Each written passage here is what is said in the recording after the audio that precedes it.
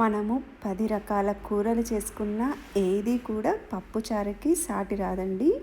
ఈరోజు అదే పప్పుచారుని చాలా సింపుల్‌గా, రుచిగా ఎలా చేయాలో చూపిస్తున్నాను. దీనికోసం అరగంట ముందే పప్పుని నానబెట్టుకున్నానండి, కందిపప్పుని. దాన్ని ఉడికించేసి పక్కన పెట్టుకున్నాను.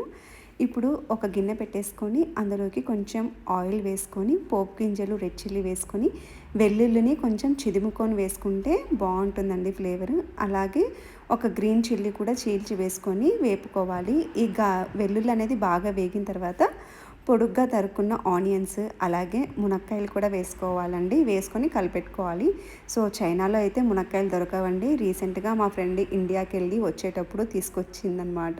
సో నాకు కూడా కొన్ని షేర్ చేసుకుంది.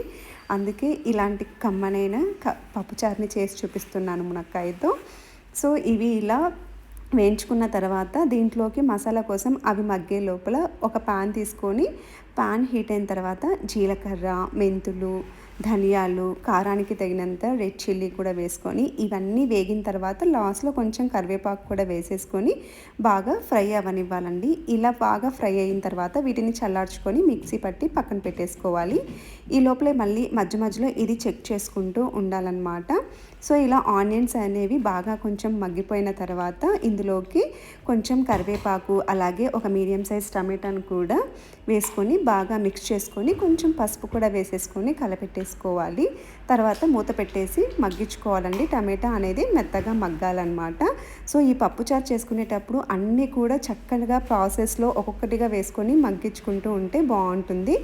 అలాగే కొంచెం సాల్ట్ కూడా వేసుకొని బాగా మిక్స్ చేసుకొని కలిపెట్టేసుకోవాలండి. అలాగే కొంచెం చింతపండు కూడా, పప్పుచారుకి ఒక చిన్న నిమ్మకాయ సైజ్ అంతా చింతపండును కూడా నానబెట్టేసుకొని ఆ గుజ్జును వేసుకొని మళ్ళీ ఉడికించుకోవాలండి. ఇలా ఉడికిన తర్వాత ఒకసారి మిక్స్ చేసుకొని మనము ఉడికించిన పప్పుని వేసుకోవాలి. అలాగే ఒక 2 కప్స్ వరకు వాటర్ని కూడా వేసేసుకొని మళ్ళీ ఒకసారి మిక్స్ చేసేసుకొని మూత పెట్టేసి బాగా మరుగు రానివ్వాలన్నమాట.